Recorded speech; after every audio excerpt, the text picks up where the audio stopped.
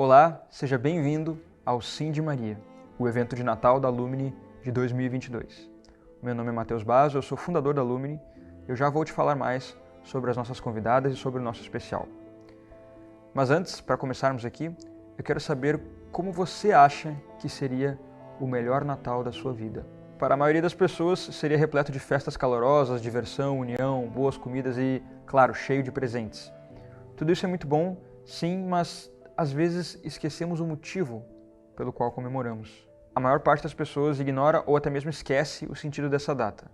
Nós não queremos permitir que isso aconteça. Nosso convite de hoje vai na contramão disso. O melhor Natal da sua vida é aquele que você percebe claramente a presença de Deus, pois o Natal existe e deve ser vivido em sua realidade mais transformadora e verdadeira. É por isso que celebramos o Natal. Hoje você vai entender como o significado dessa data tão importante se torna uma realidade diária na vida da Madre Susana, da Rebeca Taide, da Samia Marcilli, da Ziza Fernandes e da Letícia Casarré. O Natal não existe para ser vivido apenas no dia 25, mas todos os dias.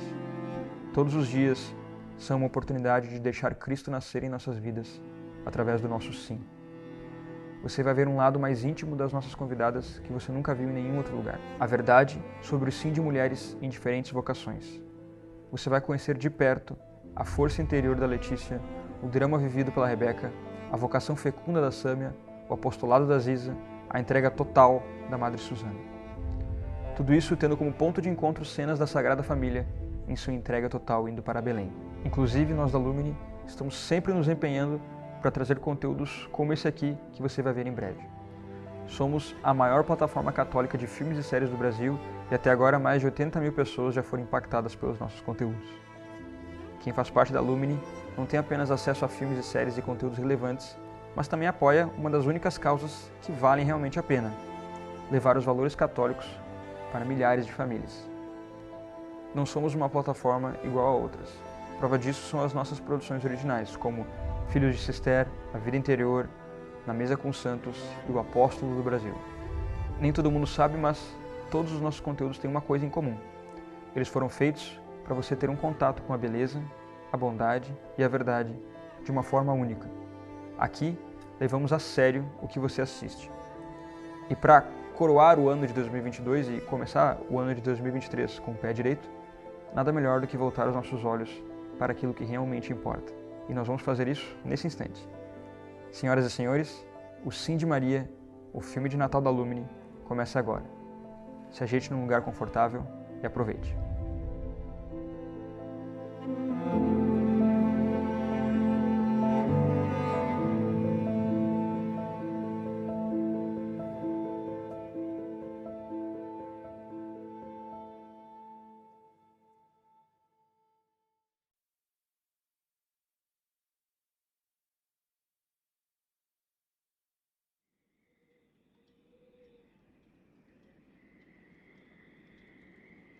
Vi a Sagrada Família continuar a viagem, subindo a Serra de Gilboa.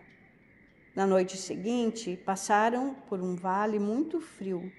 Dirigindo-se a um monte, caíra geada.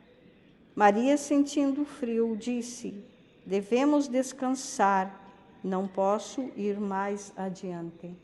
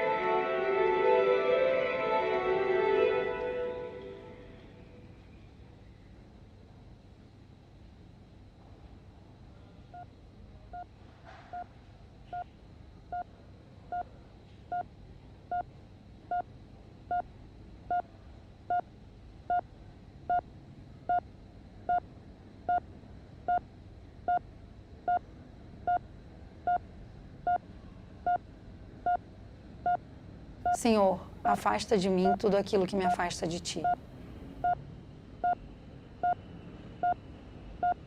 Dai-me o vosso amor e a vossa graça, e isso me basta.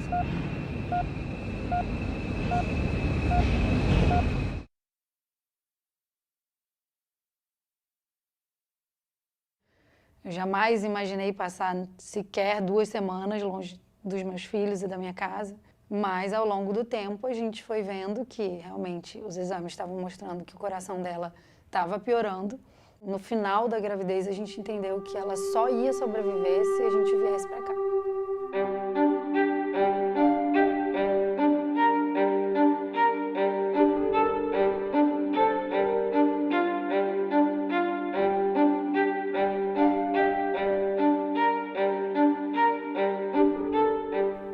Conforme os exames foram se complicando, né? Cada vez que eu fazia o eco, o coração dela estava maior, estava com uma disfunção maior, estava com uma insuficiência maior, que a gente chama, né? O sangue indo para o lugar errado. Mas, a princípio, no corpo dela estava tudo bem. E eu sempre rezava muito para Deus, assim, Deus me inspira, Espírito Santo, me ajuda, o que eu tenho que fazer? Porque eu estou sozinha, liderando esse caminho. E aí, um dia de madrugada, eu achei um simpósio de anomalia de Ebstein, de fevereiro. E ali o médico dizia, nós temos que assumir que nós não sabemos exatamente o que nós estamos fazendo. Essa anomalia é muito grave, de cada 3 casos, 1 morre, e de cada 2 que nascem, 1 morre. Então, de cada 3, só 1 vai sobreviver. Como é que eu faço para ela sobreviver? A gente vai ter que ir para São Paulo. E aí eu liguei para o Juliano um dia e falei, você está com uma bebê que vai nascer com uma cardiopatia, a gente não sabe se ela vai sobreviver. Você tem que voltar agora.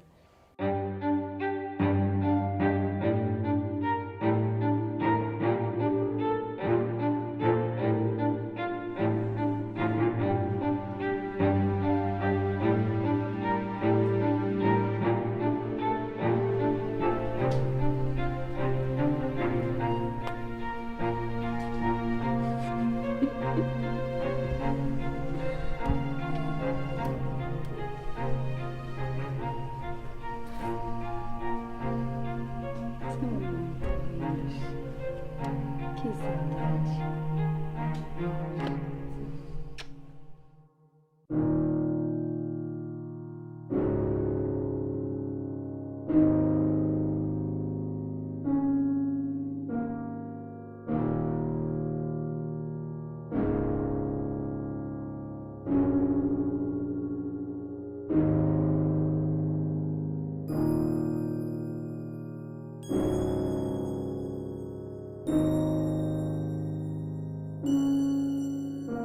E aí começou a minha dificuldade de onde é que a gente vai ficar, onde é que a gente vai se hospedar.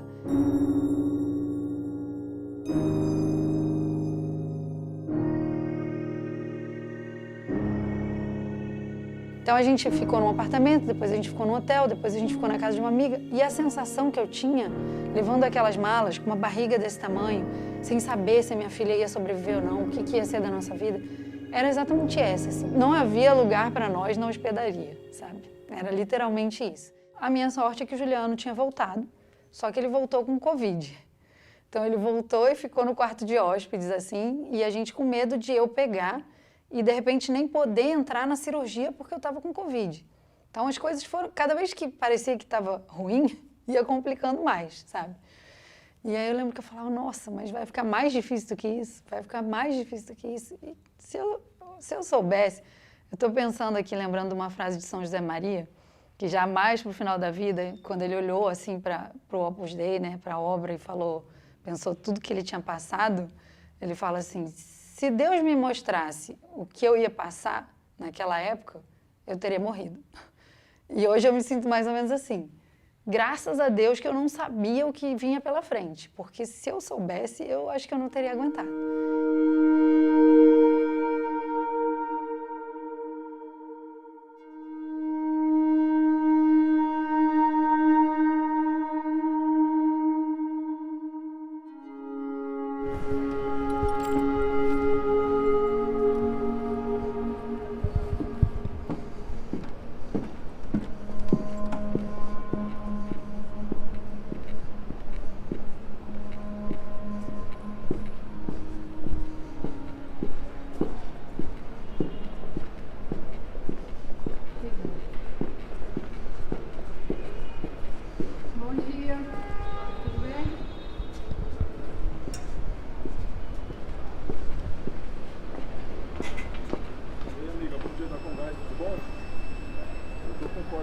o bloco B, AP23.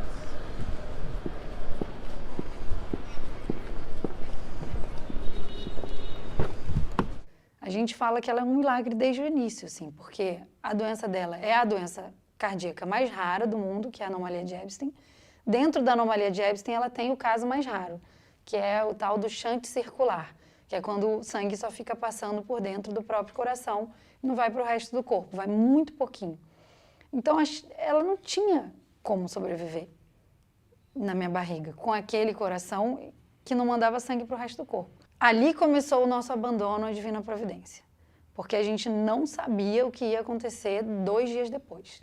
Então, a gente veio num sábado, ele fez o exame, falou, ela está bem, mas o coração dela é muito grande, muito. Ele falou, eu nunca vi um coração desse tamanho, ela precisa nascer. Só que a médica que fazia o ecocardiograma, a especialista em Ebstein, estava viajando, só voltava na segunda. E a gente ficou naquela dúvida, faz o parto agora ou espera ela voltar? A gente colocou em oração, vamos esperar ela voltar. Segunda-feira chega a doutora Lilian, a gente faz o ecocardiograma, ela olha e fala, ela tem que nascer hoje. E aí a gente falou, eu olhei o relógio e falei, doutora Lilian, são 4 horas da tarde. A equipe cirúrgica com certeza vai estar cansada agora. Até a gente internar, até eu chegar no hospital, 7 horas, 8 horas da noite, eu acho que eu não quero que ela faça uma cirurgia no primeiro dia de vida com todo mundo cansado. Vamos fazer amanhã de manhã? Aí ela falou, vamos, você tem razão, mas ela corre mais risco na sua barriga essa noite do que fora. E aí eu falei, mas vamos esperar, não vai acontecer nada. E aí, então, a gente internou meia-noite, não conseguiu dormir, obviamente, né? 5 horas da manhã acorda com as enfermeiras, levam a gente, começa a me preparar, eu já com o meu tercinho na mão. Eu lembro que o anestesista veio conversar comigo, ele viu o terço e falou, você sabe que você não pode entrar com nada na sala, né? Tem que tirar todos os brincos, todos os anéis e tal. Eu falei, não, eu sei, doutor, eu vou tirar tudo. Aí comecei a tirar, fiquei com o tercinho na mão, ele falou, esconde esse terço aí. Não mostra pra ninguém, não. Vou deixar você entrar com ele. E aí eu botei o terço assim no punho, fechei e falei, Nossa Senhora vai comigo, né?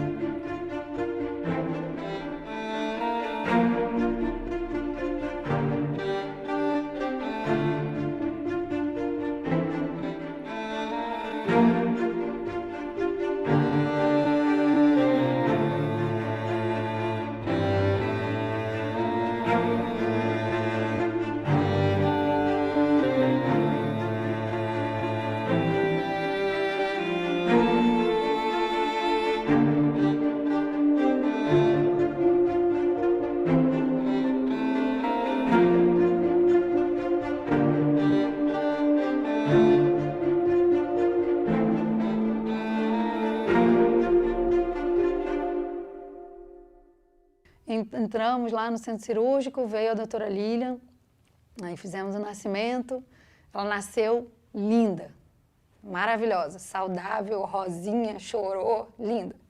Todo mundo, ai que bom, ela tá ótima e tal, o médico pegou, veio mostrar pra gente, uma equipe assim, 20 pessoas na sala. Aí leva pra fazer o eco, né, dou um beijinho nela, o Juliano também, aí o Juliano fez o batismo. Ele tinha pedido um copinho d'água, eu falei para ele, amor, a gente tem que batizar. A gente não sabe se ela vai sobreviver, né? Então, batiza ela você. E aí ele pegou o copinho, batizou, eu te batizo, em nome do Pai, do Filho e do Espírito Santo. Falou o nome dela completo. A sala inteira se emocionou, né? Todos os médicos, quem era católico, quem não era, todo mundo com os olhos marejados. E aí a doutora Lilian veio e falou, Letícia, se a gente levar ela lá para cima, a gente vai estar fazendo praticamente um experimento humano em vivo. A gente vai vê-la morrer. Ela vai começar a se degenerar e ela vai morrer, ela não vai sobreviver. Porque o sangue não vai para o intestino, ele vai necrosar, o sangue não vai para as pernas, o rim vai parar. Então, ela falou tudo isso com essa calma e aí, então a gente vai ter que operar ela agora. E aí eu estava com ela, tinham me entregado ela, né? Eu estava com ela no colo. Eu lembro que eu olhei para ela, eu olhei para o cirurgião e falei, tá bom, doutor, é para isso que a gente está aqui.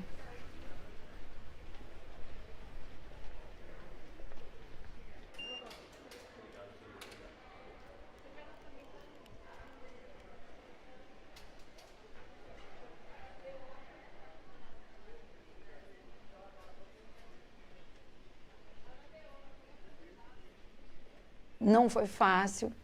Eu acho que a minha vida espiritual cresceu muito, né? Eu precisei muito me aproximar de Deus, de Nossa Senhora, conversar com Deus o tempo todo, pedir inspiração para saber o que eu tinha que fazer por ela.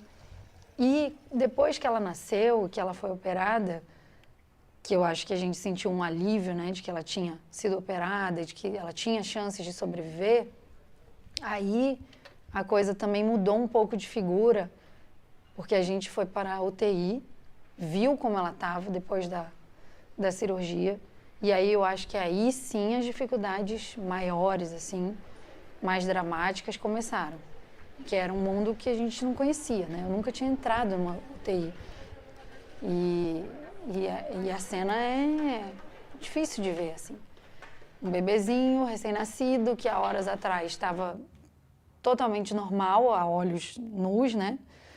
E que de repente está ali com o peito aberto, porque eles voltam da cirurgia com o peito aberto ainda. Então tem um plástico, você vê o coração palpitando lá dentro. E aquela máquina, todos aqueles tubos, né, com sangue percorrendo, indo para uma máquina e voltando. Inchada, em outra situação que você nunca imaginou ver nenhum bebê, quanto mais um filho seu, né, uma filha sua. Então ali, quando eu vi como ela estava, eu falei, caramba, agora eu vou ter que ser muito forte. E ali eu comecei a pensar em Santa Maria aos pés da cruz. Porque não tem como você ver um filho seu, um inocente, um recém-nascido, alguém que não fez nada de mal para ninguém, sofrendo naquela intensidade ali, se você não tiver alguma coisa muito maior do que você para se inspirar, para ter como modelo, é muito difícil ficar sereno, sabe? Ficar tranquilo. E eu queria essa serenidade, eu sabia que era isso que Deus queria de mim. Né? E eu sabia que eu não podia decepcionar Deus, sabe? E aí eu pensava em Santa Maria, assim.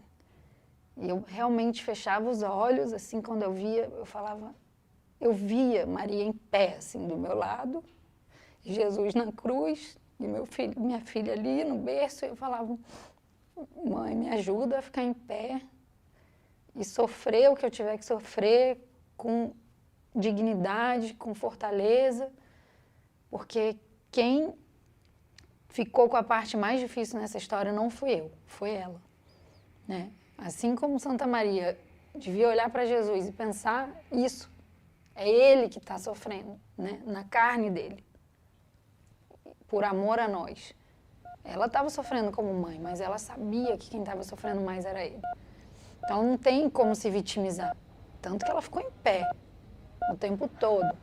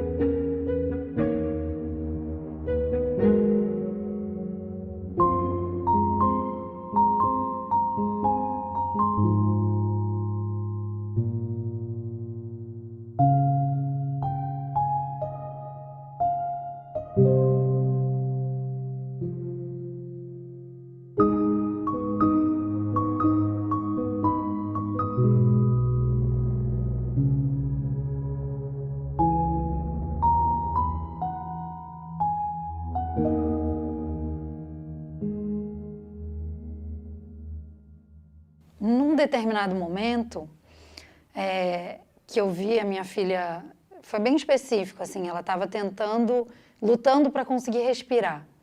E ela já tinha sido estubada uma vez, falhou, foi estubada uma segunda vez e falhou de novo.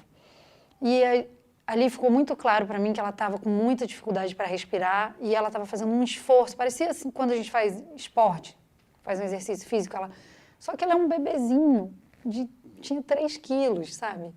3,5. E aquilo, eu olhei e falei, nossa, quanto esforço ela está fazendo, físico, para ficar viva, para conseguir viver. E eu? O que eu estou fazendo, sabe? Qual é o esforço que eu estou fazendo? E ali eu resolvi que eu não ia mais pegar o elevador, que eu ia só subir as escadas. Que se minha filha estava fazendo todo aquele esforço físico para viver, eu também tinha que fazer algum esforço. Uma forma de me solidarizar com ela, uma forma de não me vitimizar, né? Não ficar ali sentada do lado, chorando, sofrendo, enquanto ela estava fazendo um esforço enorme para ficar viva. E aí eu resolvi que eu ia subir as escadas. Então, são 8 andares, porque eu desço 2 até o lactário e depois eu subo 6, todos os dias, 3 ou 4 vezes por dia. E aquilo me trouxe coisas que eu não esperava. Por exemplo, eu passo num andar, o 5º andar, antes de eu chegar na UTI. Tem 3 cadeiras, é o único andar que tem cadeiras, todos os outros são vazios. E ali tem a plaquinha de transplante de medula óssea. Então ali, várias vezes eu estou subindo e eu vejo outras famílias com crianças pequenas, muito pequenas, carequinhas, esperando a hora do tratamento.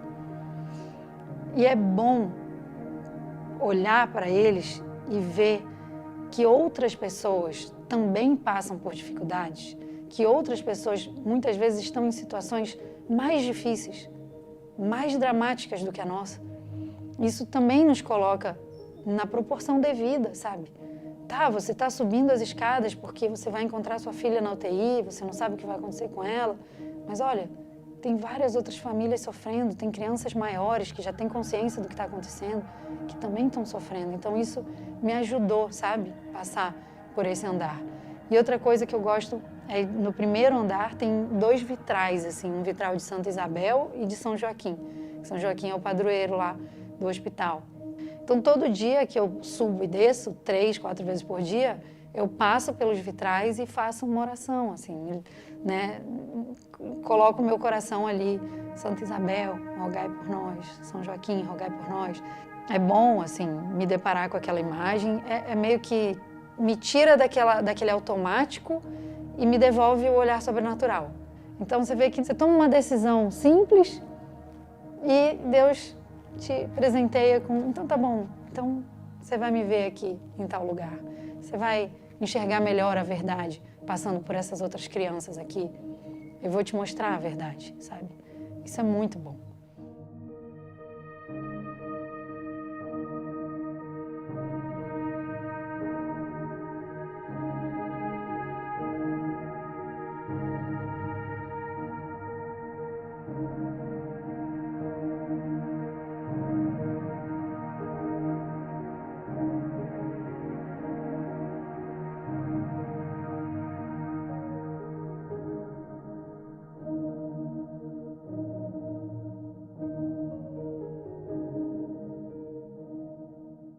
Quantas pessoas passaram a rezar o terço diário por causa da Maria Guilhermina? Quantas missas foram oferecidas? Assim, milhares de missas no mundo inteiro em nome da Maria Guilhermina, pela cura da Maria Guilhermina. Então a gente sabe que ela já veio ao mundo com essa missão de voltar vários olhos e vários corações para Deus. E isso para a gente já é mais do que suficiente, sabe?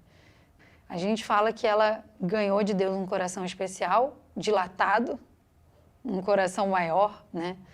Que dilatou o coração de muitas e muitas outras pessoas.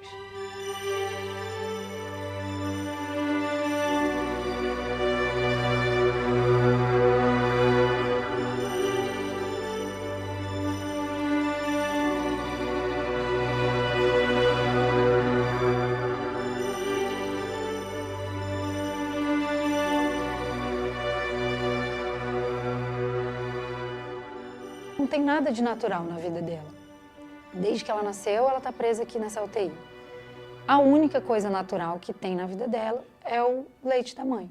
Então eu quero fazer isso por ela, por mais sacrificante que seja para mim, e é um sacrifício, não estou exagerando, é um sacrifício. Ir lá 3, 4 vezes no lactário, ficar lá 1 hora tirando leite para o bebê, eu pedia para que Deus me ajudasse para que fosse mais fácil, sabe? Então eu comecei a rezar o terço lá. Eu começo o dia no hospital pelo lactário e termino no lactário, para que ela tenha leite de madrugada. E ali eu comecei a meditar, né, sobre os mistérios, e eu comecei a perceber que ali era uma espécie de calvário para mim. Eu fazer aquele caminho, os 8 andares, andar até o lactário, ficar lá 1 hora. Era demorado, era custoso, era um mini calvário, digamos assim, e que eu ia passar por aquilo com a maior serenidade que eu pudesse, sem desistir, que é muito difícil não desistir daquilo ali, mas ela precisa de mim. E eu comecei a perceber ali alguns sinais, assim, de, por exemplo, o milagre das bodas de Caná, quando Jesus transforma a água em vinho. Para mim, aquilo tem muita relação com o que eu faço ali no lactário, sabe? Porque, de certa maneira, Jesus, Deus, transforma a minha água, o meu alimento, o que eu consumo, numa bebida sagrada para ela. Uma bebida que pode estar salvando a vida dela, sabe? Aquele leite ali é onde ela recebe os anticorpos, onde ela recebe as vitaminas. Ela provavelmente, muitas vezes, foi salva de infecções graças a essa transformação que Deus faz da minha água, do meu alimento, em leite. Então, para mim, ali é um milagre diário, assim. Bodas de Caná, diariamente, 3 vezes por dia. E ele transforma a água em vinho só para postergar a alegria, prolongar a alegria daquele casamento. É assim que eu enxergo, sabe? Não só o nosso casamento, a nossa família, a presença de Deus na nossa vida, mas principalmente nesses momentos ali em que eu estou descendo as escadas, subindo as escadas, entrando no lactário, ficando ali rezando o meu terço. É ali que Deus, no cotidiano, nas coisas mais triviais, nas mais difíceis, nas que custam mais, é ali que Ele transforma a água em vinho.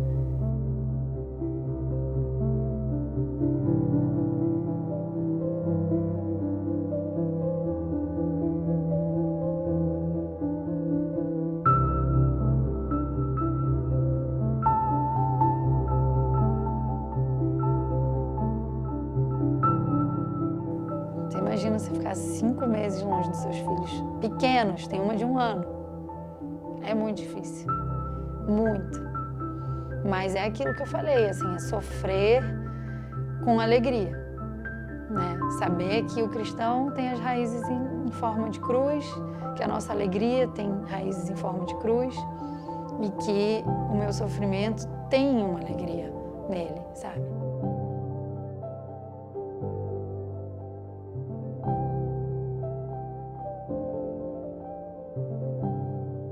Do mesmo jeito que Jesus ficou 3 anos andando com os apóstolos, ele ficou 3 anos andando comigo também, até que eu me desse conta do que estava acontecendo.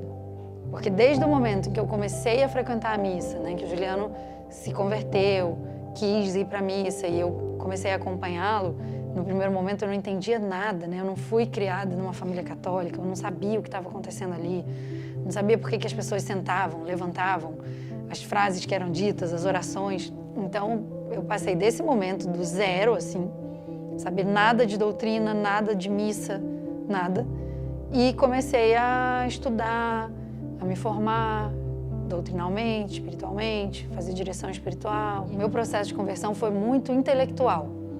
Eu sou uma pessoa que gosta muito de estudar, eu sou cientista de formação, né? Então, eu preciso dessa base racional.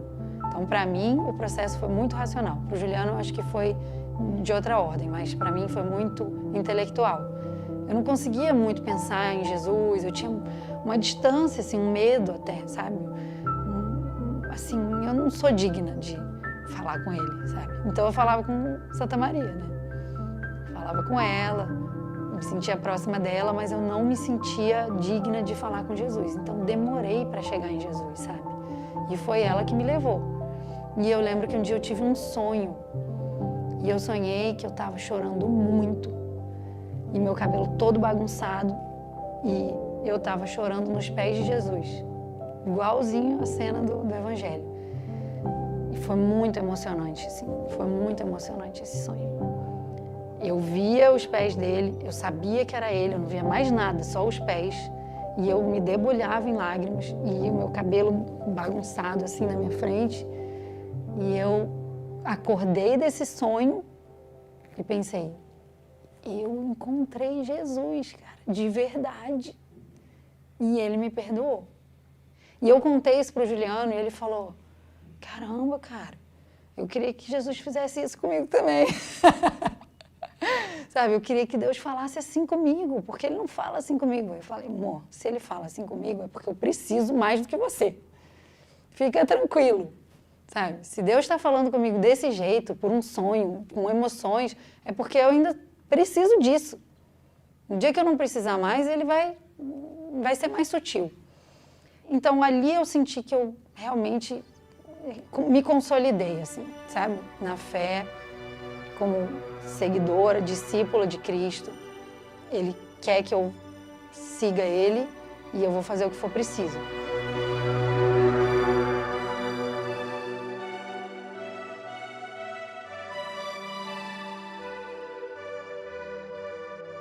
E eu lembro que em um determinado momento eu senti assim, que Deus tinha tirado um coração de pedra e me dado um coração com o Espírito Santo.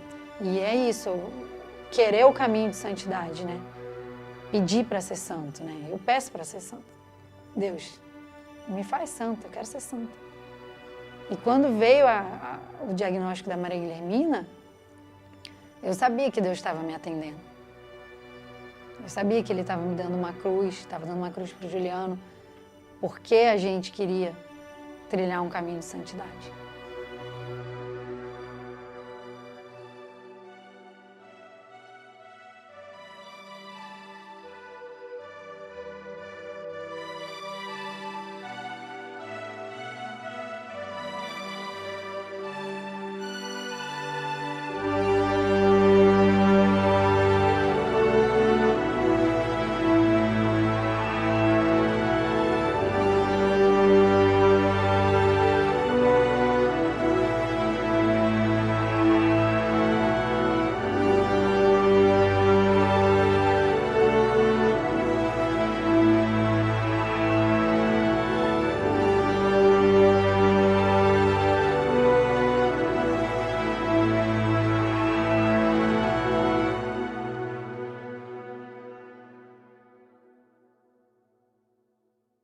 Então, na nossa vida, muitas coisas que vão acontecer não estão previstas no nosso projeto.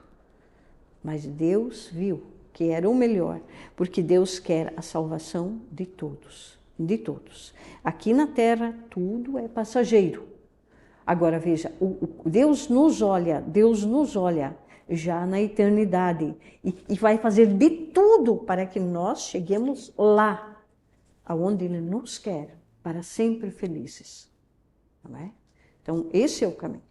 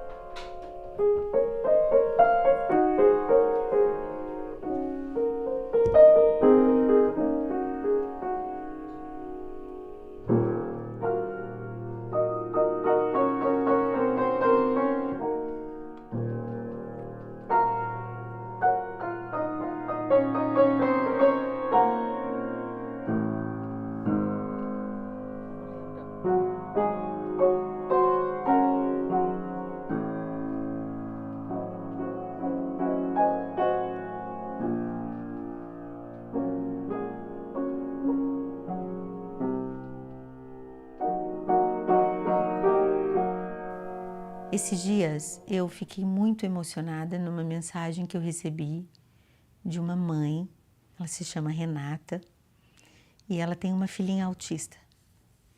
E essa filha tinha inúmeros momentos de muita agitação. Ela gritava muito, pequenininha, 4 anos de idade, se batia, se machucava. E eu lancei uma música despretensiosa, simples. Só falava das frases de Santa Teresa que eu tenho ali no quadro do meu escritório que eu leio todo dia. Uma canção simples. E essa mãe me escreveu, dizendo que no auge das crises da filhinha de 4 anos, a única coisa que acalmava essa criança era quando ela colocava Nada Te Perturbe no som da casa. E ela não entendia o que acontecia. Quando ela me escreveu isso, eu fiquei lembrando dos dias em que eu desacreditei da minha própria habilidade de compor canções pequenininhas, simples, despretensiosas. Uma arte simples que vem de uma mulher simples, que veio de uma família simples. Eu sou filha de analfabetos. A casa da minha avó não tinha piso, era terra, não tinha janela, era lençol amarrado. Eu venho de uma família muito simples. Então o simples me encanta, é onde eu tenho segurança. E ela começou a gravar vídeos da filha dela para mim, conversando comigo. E a criança conversava comigo, balbuciando, falando, né, da tia Ziza, né, do jeito que ela conseguia falar. Eu acho que ali eu entendi um nível de responsabilidade que ele não é de vida pública, ele não é de plays no YouTube, ele não é de curtidas em vídeos, ele não é ouvintes mensais no Spotify, no Deezer, na Apple, na Amazon, no Rezo, no Tidal. É um outro lugar, sabe? É uma responsabilidade em que você abdica de um tipo de reconhecimento desse mundo e olha para um lugar muito mais alto. O que aquela criança tem a me oferecer. Entende?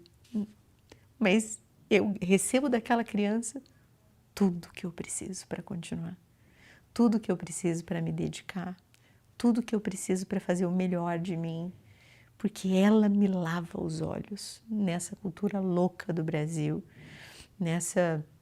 você olha os top 1, 2, 3, 4, 5 do Spotify e você chora. E eu me sinto na responsabilidade de ser um vagalume. E tá tudo bem. Um vagalume faz muita diferença. E aquela criança, para mim, é inesquecível. Então, quando eu penso na minha responsabilidade, eu penso nisso. No mais alto que pode acontecer numa família, numa alma. Eu já fiz muita coisa grande, né? Eu dirigi musicalmente a Jornada Mundial da Juventude no Brasil. Já cantei na Torre Eiffel, já cantei para 3 papas. Olha que chique! Mas nada tão emocionante como ver a filha da Renata. Nada. Sim, a música ultrapassa. Ela vai num lugar muito sagrado. É ver Deus olho no olho.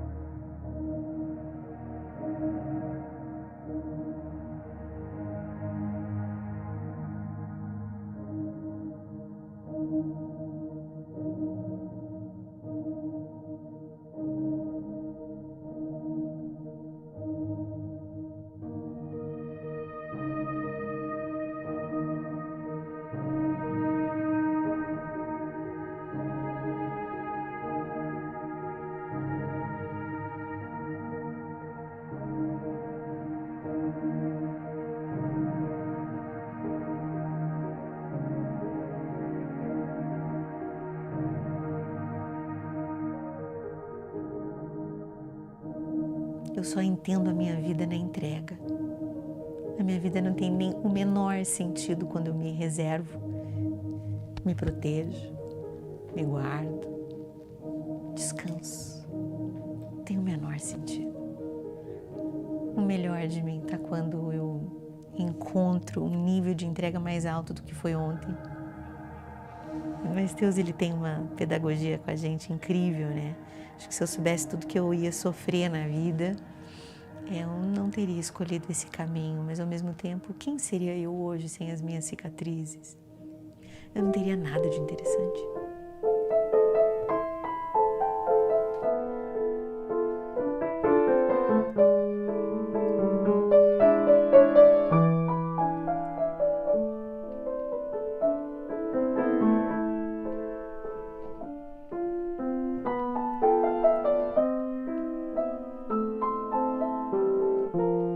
Fazer um show beneficente para refugiados da guerra na Ucrânia. Eram famílias refugiadas que foram recebidas na Polônia e da Polônia viajaram para me ouvir. Veja que desafio.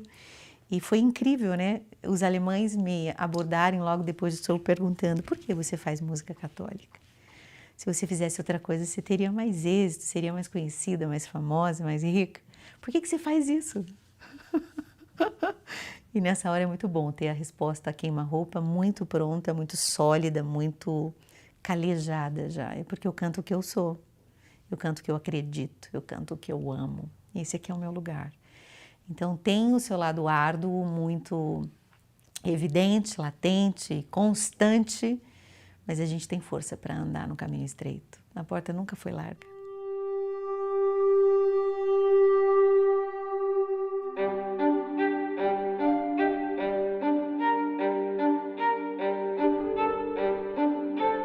A construção do bem não está equiparado ao conforto. A gente tem uma má educação nesse sentido. A gente precisa estar à disposição. Para você ter um banheiro cheiroso, você precisa lavar. Para você ter uma comida gostosa, você precisa cozinhar. Para você ter uma roupa ajeitadinha, você precisa lavar e passar. É a conta matemática da vida real. É a conta da vida real. E em muito eu vejo mulheres escolhendo a impotência, escolhendo a insegurança, escolhendo a deseducação, a desinformação, a desidentidade, porque não querem viver o desconforto da construção de uma pessoa. Nenhuma pessoa é interessante, forte, com personalidade, se ela não vive frustrações na vida. Isso é verdade psicológica, ou seja, é verdade espiritual também. Não tem jeito de ser uma mulher forte sem sentir dor física. Não tem jeito de ser uma mulher inteligente sem sentir dor intelectual. Não tem jeito de você ser uma mulher orante sem sentir dor no seu joelho espiritual.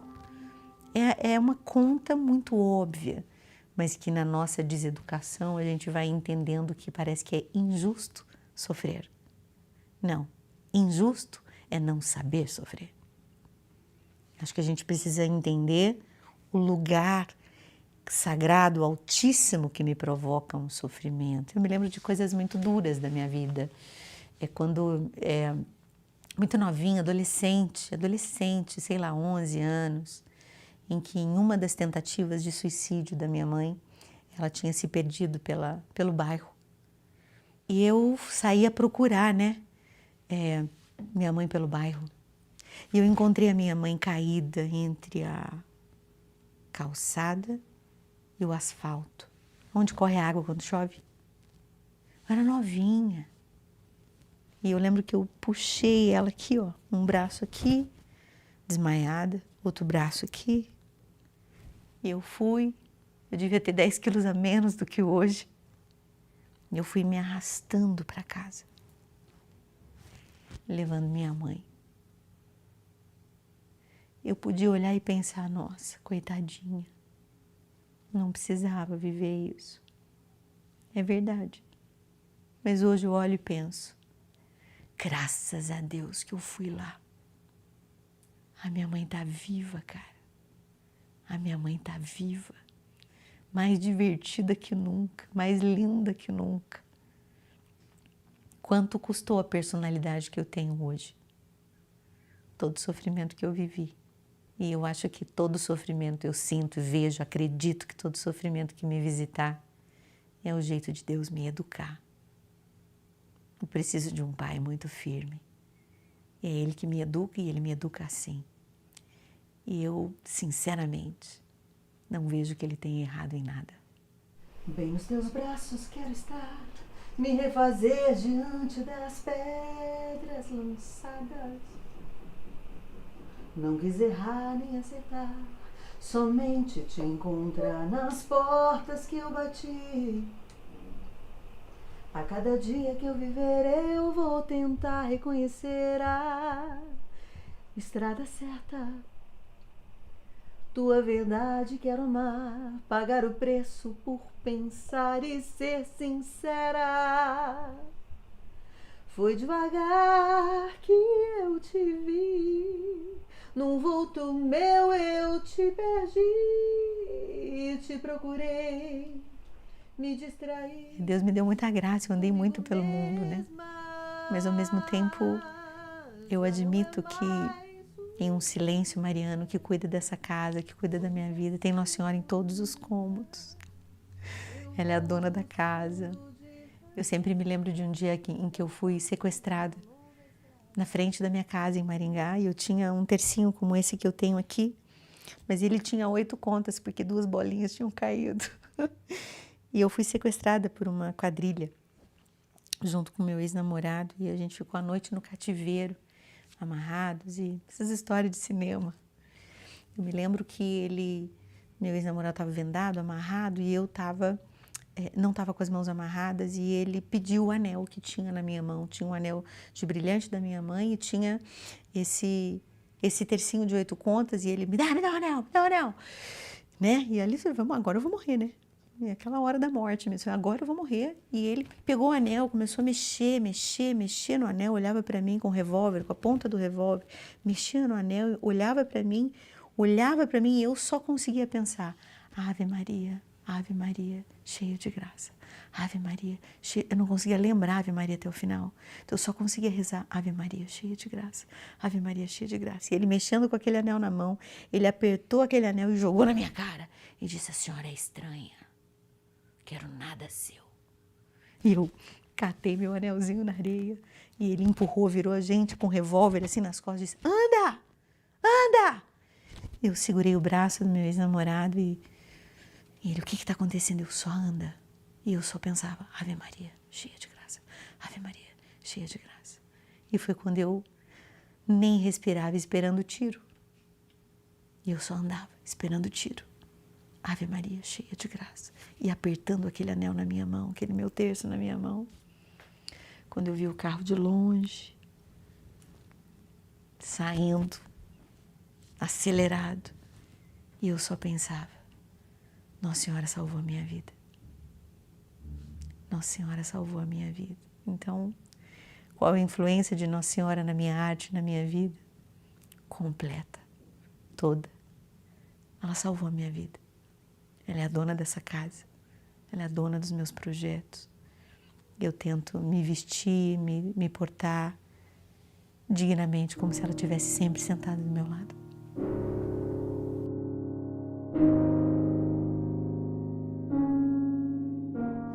Olha o que esta mulher suportou. Olha como ela se posicionou. Olha para onde ela foi. E para depois culminar, né? Tem uma música linda que é ninguém vai do parto ao santo sudário sem saber porquê. Tem que ter a luz da humildade, cumplicidade, amor e revelia. Ninguém se torna mãe da cristandade sem a santa ousadia. Olhos que velaram pelo sono de Adonai. Clareai o mundo, mãe, iluminai. Cada vez que um de nós se vê tentado pela insana covardia. Essa é maravilhosa, né? É isso, me livra da covardia, eu quero ser uma mulher em pé.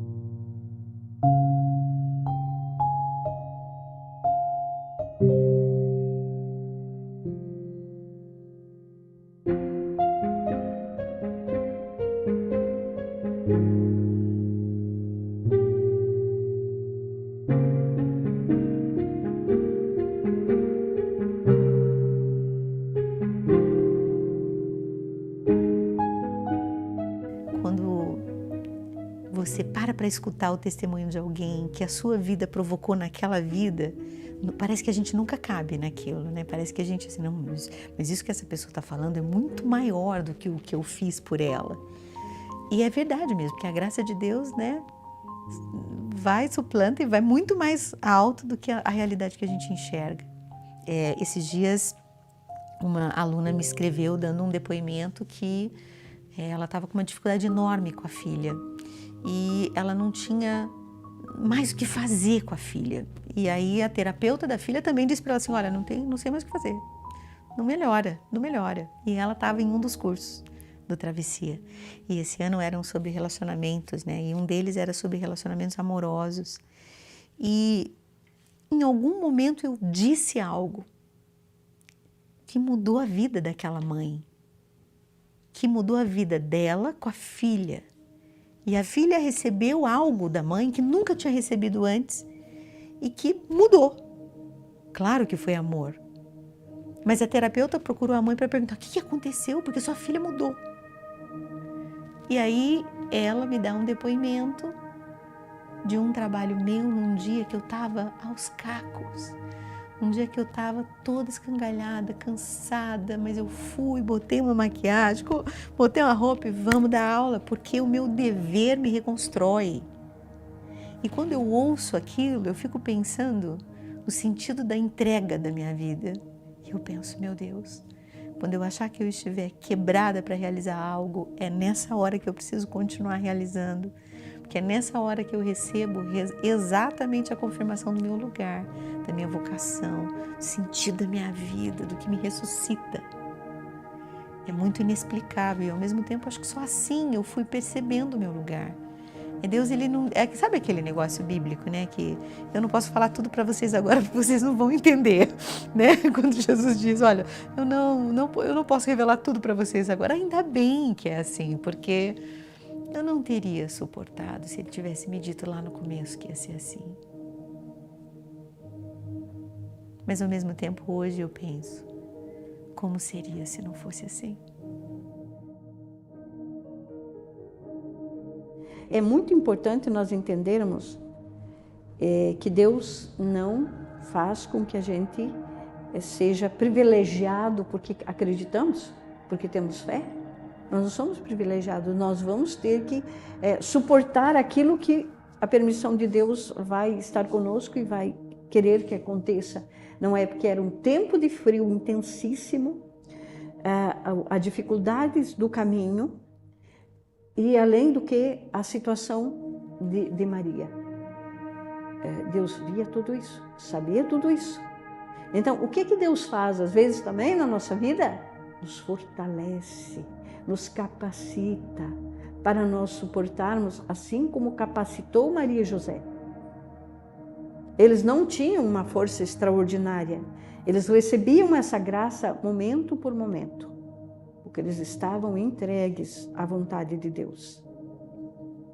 E essa vontade de Deus era o que fazia com que eles se sentissem fortes para continuarem um passo depois do outro, um dia depois do outro, porque não foi num único dia que eles chegaram lá.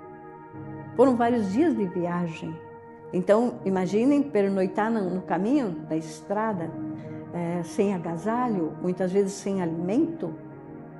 E sempre que eu vejo, que às vezes a gente se queixa por tão pouca coisa, eu sempre me remeto outra vez e olho para Maria e José nesta viagem a Belém e penso, como somos fracos. Como temos facilidades de reclamar quando temos tudo.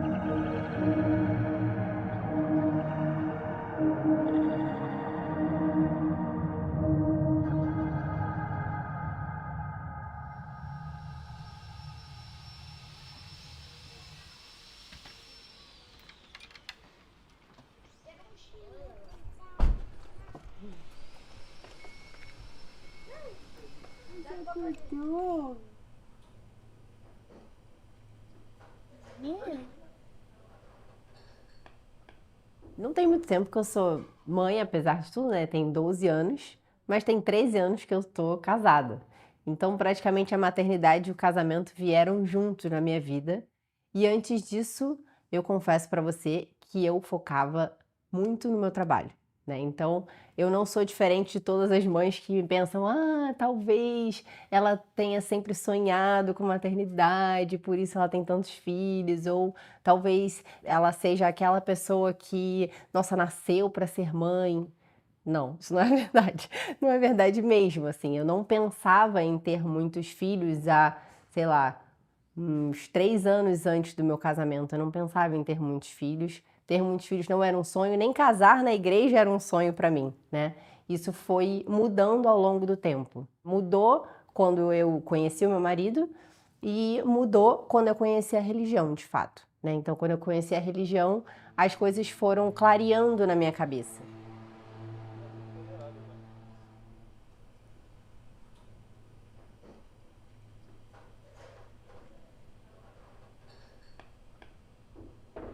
Engraçado que eu sinto que era algo que eu buscava, mas eu não sabia exatamente o que era. Parecia que sempre tinha algo de incompleto dentro de mim, mas eu não sabia responder. Bem, é a ausência de Deus, é a ausência de um sentido para minha vida, eu não conseguia responder isso. E à medida que eu fui conhecendo essa realidade, ela entrou de forma muito avassaladora, e não só avassaladora, quanto um tanto quanto desesperadora, para falar a verdade. Então, quando eu me deparei com a verdade, quando eu me deparei com aquilo que eu encontrava, que eu vi que era o caminho, que eu procurava, que eu não sabia exatamente, que eu vi que era o caminho, eu só chorava. A verdade é essa. Eu só chorava e não sabia dar nome às coisas. Eu falei, bem, eu preciso mudar completamente a minha vida. Preciso mudar a maneira como eu vejo as coisas, né? E aí, isso veio caminhando primeiro no meu relacionamento com o Ítalo, né, que é meu marido, que na época era meu namorado. E aí as coisas foram tomando uma nova forma. E de fato, antes da gente se casar, a gente começou a pensar o que seria a formação de uma família, né, propriamente dita. Porque eu, de fato, tinha uma família estruturada, né? Eu tinha minha mãe, meu pai, casados, tinha eu e minha irmã. Mas o foco, tanto acho que da vida deles um pouco, embora fosse a família, né, de alguma maneira, porque eles estavam casados, tinham os seus filhos, né, mas era sempre muito foco no trabalho, né, o foco no sucesso, o foco no desenvolvimento pessoal dentro da profissão, digamos assim, né. A realidade familiar, embora, graças a Deus, eu tenha tido uma realidade familiar muito presente e bem estruturada, não era algo que me chamava a atenção. Não era algo que eu falava, bem, eu quero isso para minha vida. Não, eu só pensava, de fato, na minha carreira, né? Então, a maternidade, ela veio mudar bastante disso.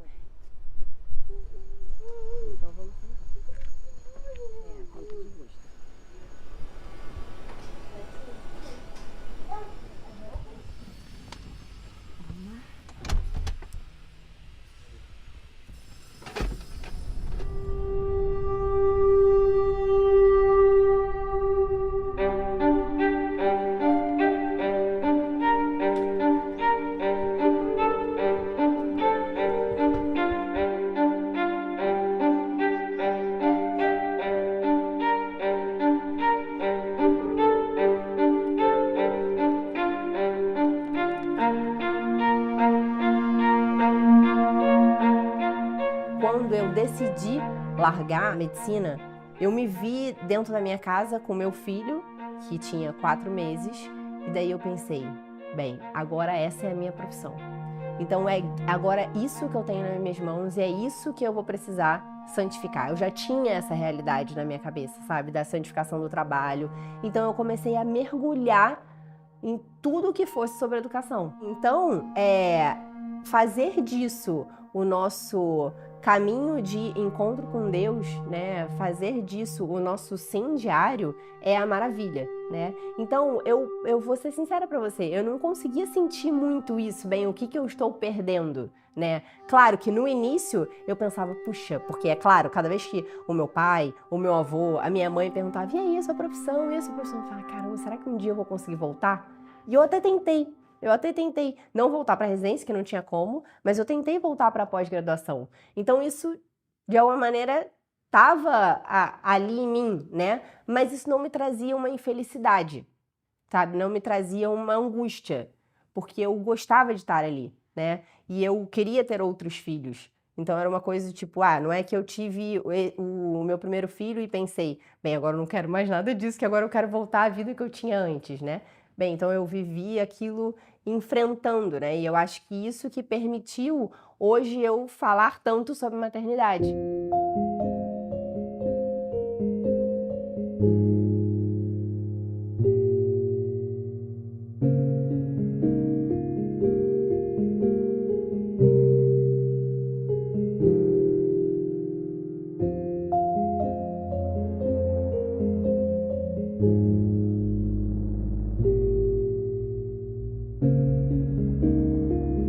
Quando eu tive os meus filhos, eu não tinha uma família perto de mim, que era uma família que tinha muitos filhos e que eu me inspirava nessa família. Eu quero ser igual a esse casal e a essa família. A gente não tinha essas pessoas próximas, né? Nós fomos os primeiros da nossa geração a puxar essa onda de ter filhos e de cuidar dos filhos, de cuidar do casamento. Então nós fomos um pouco essa pedra no lago, sabe? Que foi alastrando, né? Então, eu pensava, bem, quem vai ser essa mulher que eu gostaria de ser? E que eu via que eu não era. Que eu não via que não era porque eu não fui educada nesses valores. Nos valores de estar em casa, de cuidar da minha casa, de cuidar do cardápio da minha casa, de saber lavar bem uma louça, de cuidar, inclusive, do meu marido, né, de colocar a mesa para ele, enfim. Do estar em casa com os meus filhos, eu não tive isso dentro de casa. Então eu fiquei meio, bem, e agora? Como é que eu faço, né? Então, obviamente, a única pessoa que veio à minha mente foi a Virgem Maria. Só que ao mesmo tempo, a Virgem Maria era a Virgem Maria, né? Então ela teve um casamento, óbvio, com São José, mas não era um casamento igual o meu. Eu tinha que transpor isso para minha realidade, né? Além disso, a Virgem Maria não teve tantos filhos quanto eu. Ela teve o próprio Cristo, mas as virtudes de Maria, eu podia imitar as virtudes de Maria.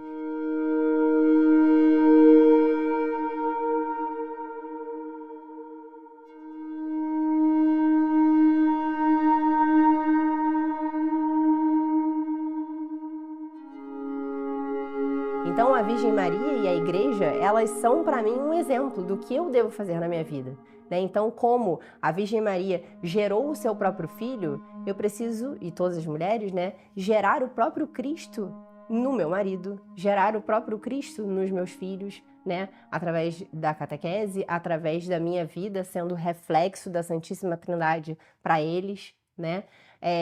Através da geração, de fato, das crianças dentro do meu útero, né? Como a Virgem Maria também gerou o seu próprio filho, e a restauração, restaurar coisas, né? Então, a Virgem Maria, ela restaurou o mundo, porque ela permitiu a restauração do mundo pela geração do seu filho Jesus Cristo. Então, no fundo, ela permitiu essa restauração.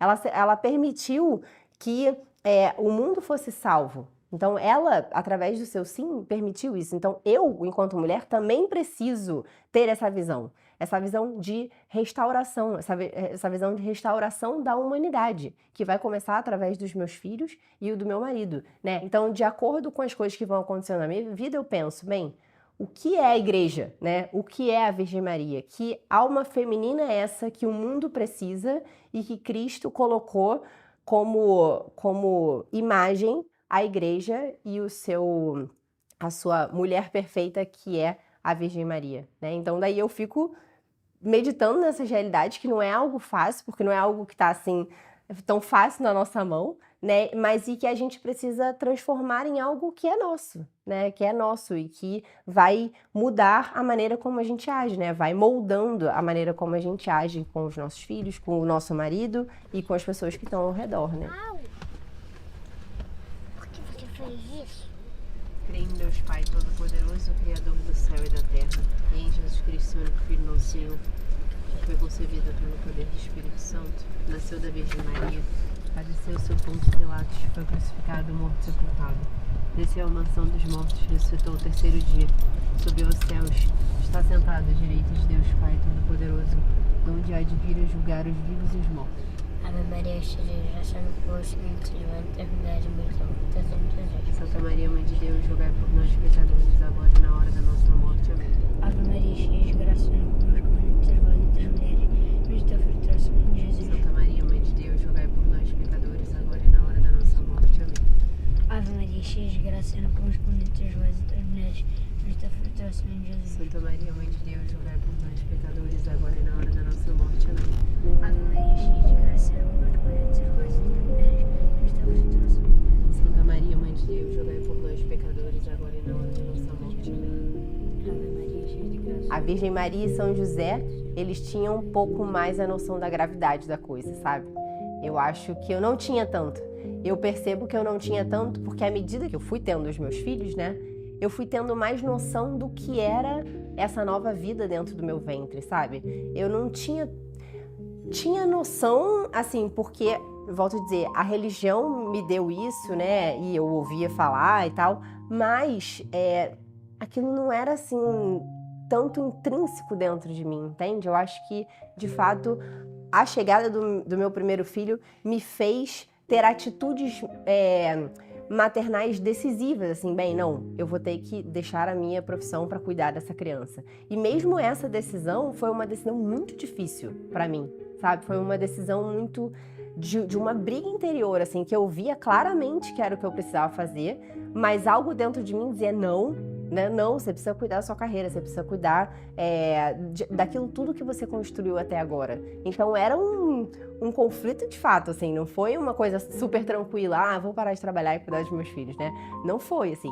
E de fato, obviamente que pensar na realidade da Virgem Maria e de São José, né, da entrega da Virgem Maria, da entrega de São José, do sim de Nossa Senhora, dessa realidade da encarnação do Verbo, isso tudo, obviamente, me preparou o meu espírito para que eu pudesse dizer sim na hora que eu precisava dizer e não me desesperasse. Então, essa imagem de Nossa Senhora na entrega total de si, o que ela tinha pensado e o que de fato aconteceu, o que São José pensou para a chegada do menino e como as coisas se deram, eu acho que, obviamente, essa preparação espiritual me ajudou a que eu conseguisse encarar essa realidade de maneira mais tranquila se eu não tivesse toda essa base, certamente, né?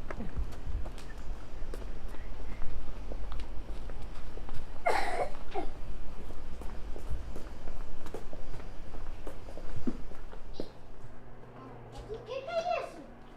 O quê? Olha só.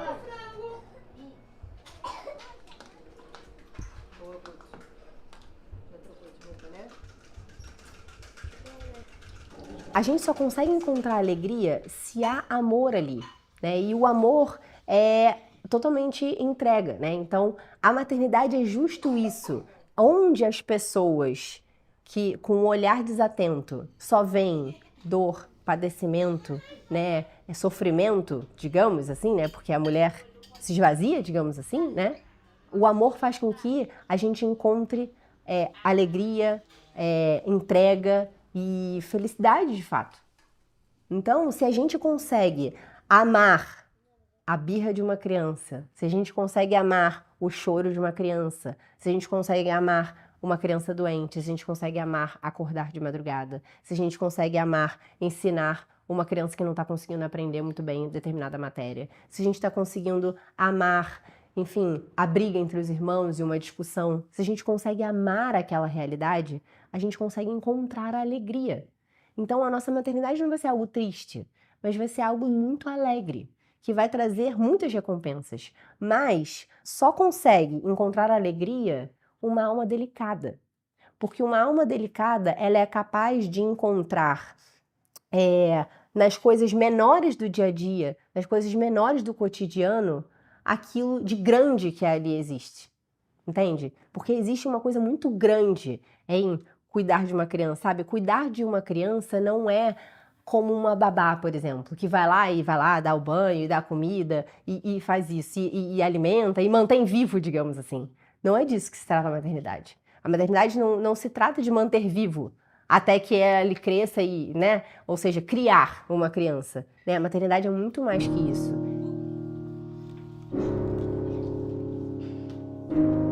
A maternidade, de alguma maneira, ela mostra ao ser humano, ela mostra à humanidade aquilo ao qual ela foi chamada, sabe? Uma mãe que gera o seu filho, que educa bem o seu filho, passa para essa criança o valor que ela tem. Então, uma criança que foi amada pela sua mãe e pelo seu pai, obviamente, mas assim, pela maternidade, pela mãe, principalmente até os 12 anos, é uma criança segura, uma criança que ela sabe que tem um valor, que ela sabe que alguém gastou a vida por ela, alguém a manteve na existência até aqui. Se nós mulheres não cuidarmos da maternidade, dessa entrega, desse olhar, como eu disse, olhar gerador e olhar restaurador, se a gente não fizer isso com cada um dos seres humanos, né, com os nossos filhos que nos foram confiados, e no fim das contas, que com a sociedade, com a humanidade vai sofrer muito. E é isso que está acontecendo hoje. É encontrar o que de divino mesmo, né? O que de grandioso que há nas menores coisas que a gente faz com os nossos filhos. E isso tira de nós uns sorrisos, às vezes, que a gente não consegue imaginar, né? Então, a gente olhar uma criança chorando e falar, nossa, que coisa mais fofa, né? Que olhinhos azuis, vermelhos tão bonitos, né? Então, acho que a maternidade, ela traz isso de recompensa, sabe? Ela, em si, ela traz a recompensa o tempo todo. Só que essa recompensa só consegue ver quem tem delicadeza de alma, entende? Quem não tem, não consegue. Como eu dizia, só consegue ver padecimento, sofrimento, dor. E aí vem a frase que muitas pessoas dizem: nossa, eu amo meu filho, mas eu odeio a maternidade. Como se isso fosse possível, né? Não é possível. A gente precisa amar o fim, mas é preciso a gente amar o meio. Porque não tem como a gente chegar no fim se a gente não passar pelo meio, né? Então é super necessário.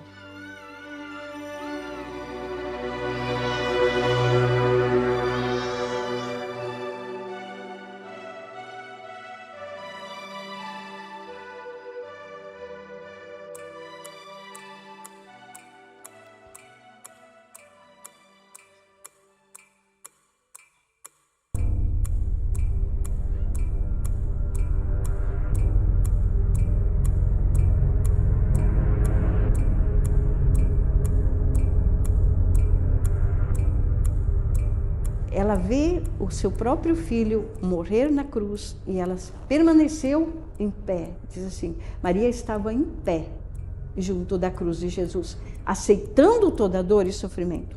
Então foi nesse momento em que Maria assumiu a maternidade nossa, porque ela era mãe do Redentor, mas Jesus era o nosso Salvador, e Ele era o nosso Criador, e Ele era o nosso Pai.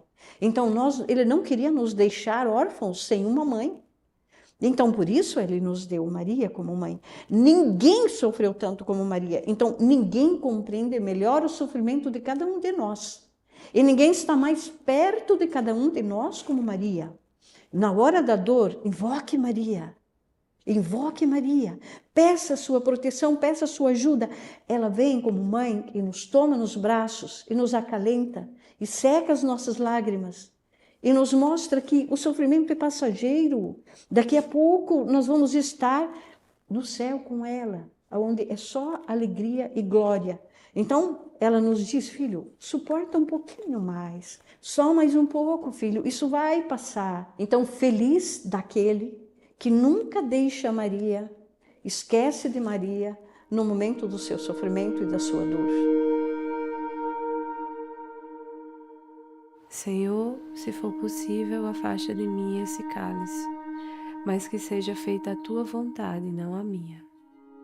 A história da nossa família, eu costumo dizer que ela é marcada por muitas tempestades. O dia do casamento da gente parece que simbolicamente ele já nos mostrava isso, né? Então a gente casou no 7 de setembro de 2014. Era para ser ao ar livre, no sol, na gruta de Nossa Senhora que havia lá no nosso jardim. E nesse dia, a gente fazia 10 anos de namoro, aconteceu a maior chuva dos últimos 20 anos para essa data. E foi chuva do início ao fim. Do início ao fim, aquilo que era o meu maior pesadelo antes, porque eu não conseguia conceber aquele casamento na chuva, na verdade foi muito melhor do que eu tinha sonhado. E aí eu entendi, já dali, aquela frase de Chiara Corbella, que ela diz assim: aquilo que Deus tem para nós é muito mais belo do que o que a gente poderia pedir com a nossa imaginação.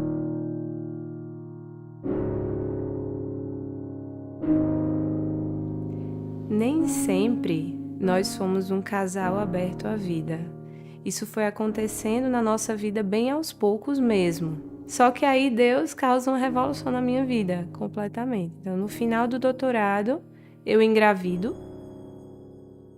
Inicialmente, eu achava que aquele não era o momento, então bate aquela preocupação. Mas eu acho que com um dia eu já estava totalmente mergulhada naquilo ali e amando aquela criança e imaginando a minha vida, com a nossa vida com aquela criança. E aí, com 6 para 7 semanas de gestação, eu comecei a ter um sangramento, comecei a sentir muitas dores, muito sangramento. E aí, quando eu cheguei no hospital, a pessoa que me atendeu, o médico que me atendeu, quando ele faz o exame, ele olha para mim e diz: você tem certeza que você estava grávida? Não tem nada aqui. De forma bem, assim, dura mesmo. E aí, naquele momento ali, foi um choque pra gente, né? Nosso primeiro filho, que eu dei o nome de Pedro. E aí, Pedro, ele teve uma missão muito importante na minha vida. Ele abriu o meu coração para a abertura à vida. Então, no momento que eu me vejo grávida de Cecília, eu já quero abarcar aquilo ali com todas as minhas forças. E aí, com Cecília, com tudo aquilo que a maternidade demanda, que a paternidade demanda, a gente aprende o significado da doação. De fato, ali, esquecer um pouquinho de você mesmo, porque tem uma vida que depende de você. Depende de você. Ele precisa estar bem caprichado. Cada gestação, agora, eu já aproveitava cada dia. Até que, quando o Lucas tinha 3 meses de vida, um bebezinho pequeno, eu descobri que eu estava grávida novamente. Era ali a minha 5ª gestação.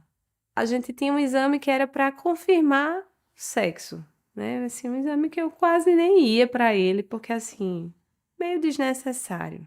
Então a gente notou que estava demorando muito. Um ultrassom para descoberta de sexo, que geralmente demora 20, 30 minutos, já fazia mais de 1 hora que ela estava ali. E nitidamente ela ficava olhando o coração. E aí eu perguntei para ela: doutora, a senhora está vendo alguma coisa de errado com o coração dele? Porque meu esposo é cardiopata. E aí ela: ele é cardiopata, qual a doença dele? E mesmo assim, ela não conseguia tirar o olho, assim, das imagens. E aí eu fui explicando o que é que ele tinha. E aí ela disse: realmente tem algo muito difícil aqui. Mas não é a mesma coisa do seu esposo. É pior.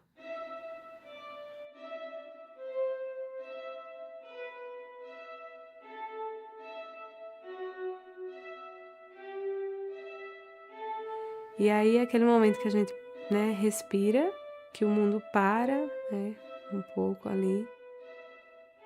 E ela foi explicar o que era aquilo. Ele tem uma doença chamada Síndrome da Hipoplasia do Ventrículo Esquerdo. Então, é uma tempestade que entra na nossa vida, mas que Deus, o tempo todo, Ele permite aquela realidade, mas Ele nos cerca de todos os cuidados possíveis. Então, assim, ele aparecia para nós, né, nos amigos que se aproximavam, nas pessoas que chegaram para nos ajudar, no cuidado, né, no amor, pessoas, né, que se reuniam para rezar por ele. Então, a gente experimenta do cuidado de Deus, sim, de forma muito clara na nossa vida. Então, ao mesmo tempo que a gente via, né, o mundo ali desabando de alguma forma, eu via que eu estava sendo segurada nos braços por Deus.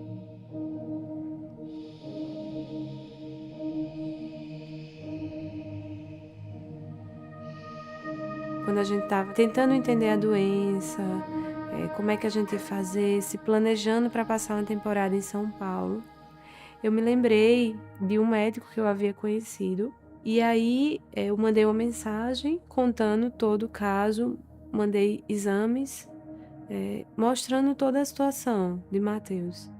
E a resposta que eu recebi dele foi a seguinte: é preciso ponderar as coisas. Às vezes, bebês com esse tipo de doença, caso venham a nascer, eles vão dar muito trabalho. Então, eles são jovens. Era uma mensagem enviada para uma outra pessoa que nos enviou dele, né?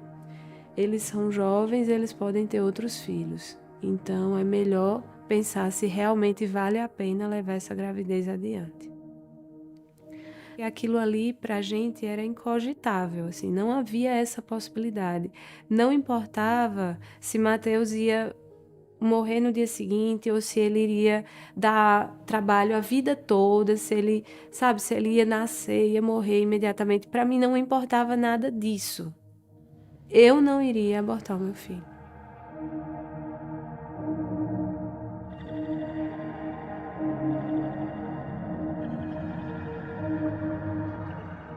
Mateus nasceu dia 31 de março de 2021. Em plena Semana Santa. E aí começou a batalha, né? Com 48 horas de vida, ele já havia passado por 2 cirurgias. E assim, apesar de tudo isso, depois assim, de 2, 3 dias, ele foi melhorando. Eu lembro que no dia que ele operou na sexta-feira da Paixão, pela segunda vez. O meu sábado foi um sábado de espera. Eu só pensava em Nossa Senhora. O tempo todo o que eu pensava era em Nossa Senhora.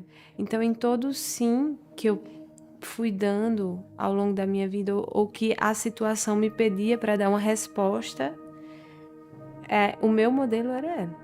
Se ela, diante daquele pedido, talvez o maior pedido que alguém poderia receber, disse sim, ela me impulsionava a dar sim aquilo que eu entendia como vontade de Deus na minha vida. Então, a cada filho que vinha, eu dizia sim e eu pensava nela. A cada vez que a morte bateu em minha porta, eu me lembrava dela. Então, a cada vez que a vida me apresenta uma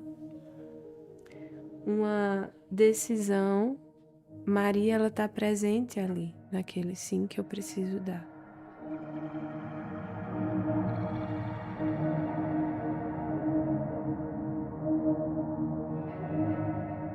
A gente seguiu ali, foram muitos dias de UTI ainda, foram 47 dias de UTI. E a gente tem alta, que era a coisa que a gente mais sonhava. Parecia assim, sabe, um sonho impossível. Quando eu via uma criança saindo da UTI, me dava uma alegria imensa e uma esperança imensa. Eu, meu Deus, que esse dia chegue para mim. E sai da UTI, a gente sai e, assim, com pouco tempo no apartamento, já tem alta também do apartamento e tem o encontro dos irmãos, né? E é muito emocionante. Quando eles veem Mateus chegando comigo, assim, eles fazem uma festa. Botam no colo, beijam. Tinham feito cartazes de seja bem-vindo. Então, assim, é um dos dias muito felizes, né, que a gente tanto esperava ali. E aí nós voltamos para São Paulo. Mateus estava prestes a fazer 6 meses. Era um período que ele estava assim muito bem. E a gente foi na hora exata. Quando a gente chega no hospital, a saturação que ele havia, né, que ele tinha em casa já estava caindo. Então, sinal de que realmente era o momento certo dele fazer a cirurgia. Ele entra no bloco cirúrgico sorrindo. É uma das fotos mais marcantes que ele tem. Ele na maca, entrando para a sala de cirurgia, e ele olha para trás, ele olha para mim e dá um sorriso. Parecia mesmo uma despedida. Seria a última vez que eu iria ver aquele sorriso.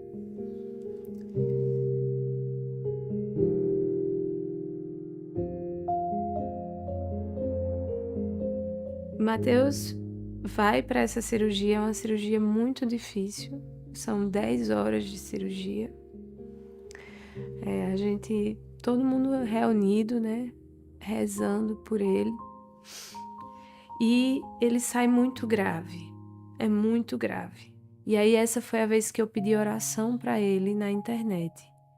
Aquele meu pedido viralizou muito e a partir daquele dia foi quase como um exército montado de oração em prol de Mateus. Todos os dias, assim, eu começo a receber muitos relatos de pessoas que, assim, faziam muitos anos que não rezavam, né, que não confessavam, que não iam à missa e que voltam a fazer tudo isso por conta de Mateus. E contra todas as expectativas dos médicos, no dia de Santa Teresinha do Menino Jesus, minha santa de devoção, na tentativa que eles fazem de tirar Mateus da ECMO, Mateus sai. A técnica de enfermagem que estava lá na hora, ela disse que nunca tinha visto uma cena como aquela. Ela disse que a primeira coisa que ela notou de muito diferente é que antes deles fazerem o procedimento, pela primeira vez em muitos anos que ela estava na UTI, a enfermeira chamou a equipe para rezar. E eles rezaram por Mateus antes de começar. E ela disse que quando ele saiu da ECMO, os médicos se abraçavam. Eles não achavam que aquilo era possível. E ele consegue. E ele sai.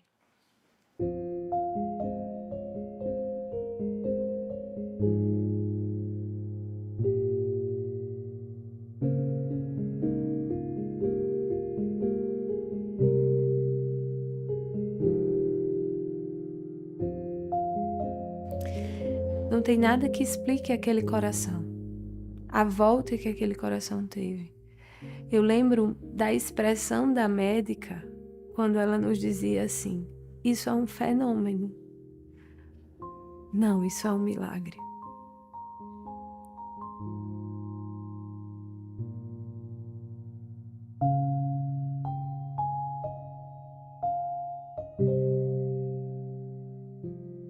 E aí no dia 18 de outubro, após o milagre do coração, né, o seu pulmão pega uma infecção e ele vem numa piora muito grande. Chegou um ponto, né, que muitos médicos passavam por lá, já diziam que não tinha mais nada a fazer, que ele só estava sofrendo.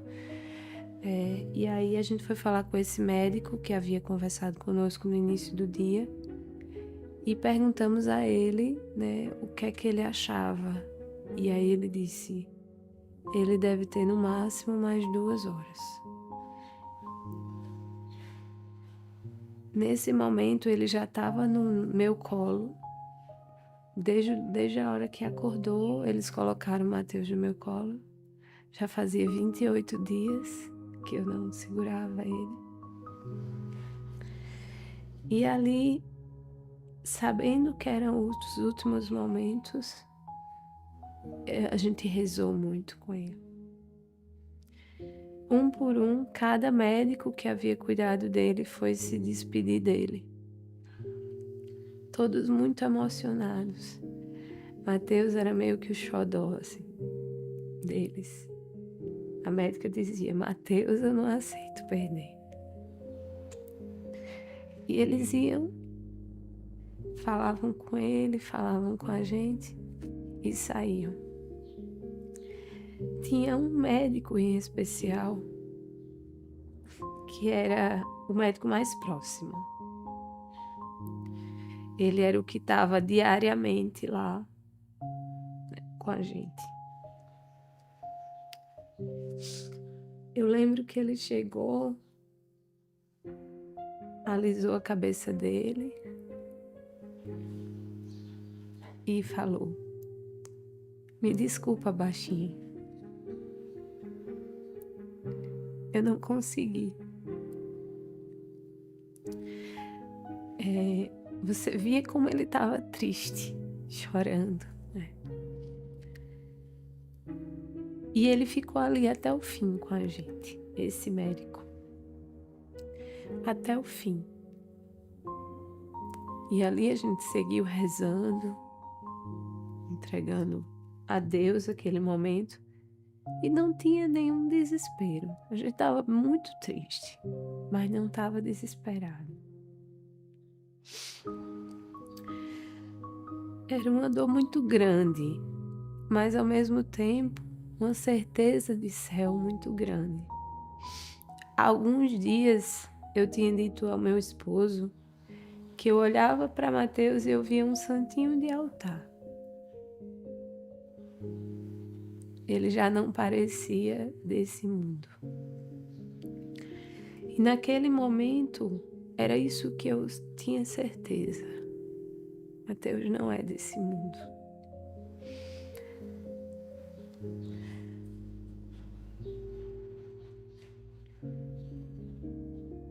Chegou um ponto que o médico desligou todo o monitor, porque o computador já não parava mais de apitar. Não parava. Ele desligou tudo. E eu ficava só olhando para Mateus, assim. Abraçada com ele, olhando para ele. Até que, uma determinada hora, meu esposo pegou no meu ombro e disse: ele já foi. Que foi quando realmente ele parou.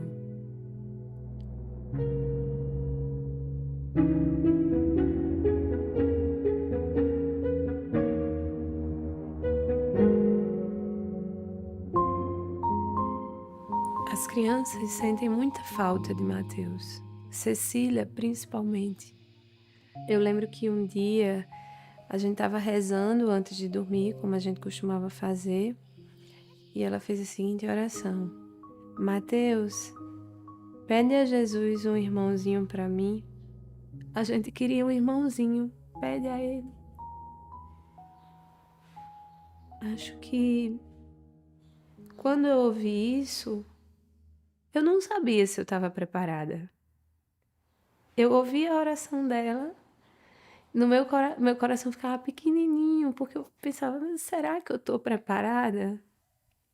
Será que eu estou preparada para viver isso? Eu não sabia, então eu entregava a Jesus. Se for da tua vontade, Senhor. Se o Senhor achar que eu estou preparada, manda. Eu acho que umas 3 semanas depois, eu descobri que eu estava grávida. Quando eu fui contar para Cecília, ela disse: mamãe, Mateuzinho é santo mesmo. Ele atendeu o pedido. E aí veio o Francisco. Francisco veio para alegrar mais a nossa família. E ele é, sem dúvida, a representação da santidade de Mateus que intercede por nós. E eu costumo dizer que ele herdou o sorriso de Mateus. Senhor, está mesmo todos aqueles que prepararam e ajuda-nos também. Tem uma frase que eu ouvi de uma pessoa muito próxima que marca esse tempo. Às vezes, Jesus me beija na face. Acontece que seus espinhos perfuram a minha cabeça e eu sinto dor, mas é só Cristo me beijando. Essa frase, ela me acompanhou, né, durante todo esse processo. E por mais dor que eu sentisse, eu sabia que era só Cristo me beijando. Depois de passar por toda aquela flagelação, carregando a cruz, o peso da cruz já sobre as feridas, ele cai e numa dessas quedas Maria vem ao encontro dele, chorando, sofrendo muito, tentando consolar de alguma maneira aquele filho que sofre.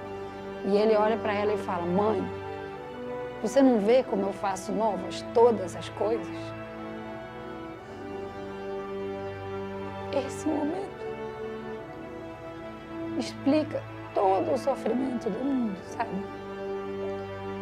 Porque não existiria sofrimento se não fosse para fazer novas todas as coisas.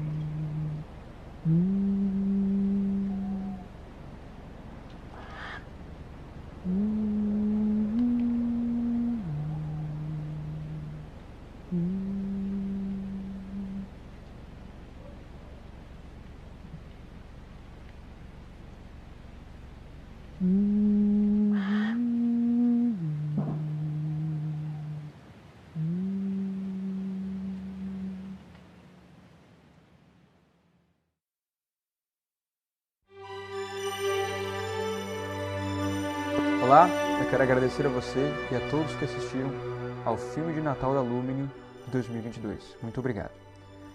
No começo do nosso evento, eu contei para você sobre a Lumini e sobre o que fazemos. Agora, muito mais do que contar sobre essas coisas, eu vou mostrá-las para você. E para começar a mostrar, eu vou propor uma breve reflexão. Você sabe qual deve ser a única preocupação da sua vida?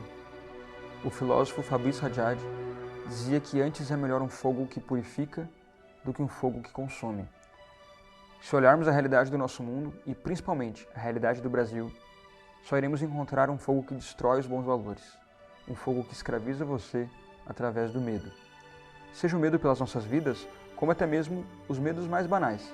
O medo da solidão, das pessoas pensarem mal de você, o medo do ridículo. Esses medos existem porque nós esquecemos daquilo que faz o ser humano encontrar o sentido para a sua vida. Esquecemos dos motivos que fundamentam a nossa felicidade. Todos os dias você é chamado a consumir notícias, vídeos, memes, fofocas irrelevantes, apenas para fazer parte de uma sociedade dominada pelas distrações. Eu também me incluo nisso, ninguém escapa. Talvez a principal preocupação da nossa vida deveria ser evitar essa pressão que nos aliena. Tarefa essa que tem sido cada vez mais difícil, pois todo momento são criadas barreiras entre o homem e tudo aquilo que é fundamental para a sua existência, entre o homem e a consciência de si mesmo.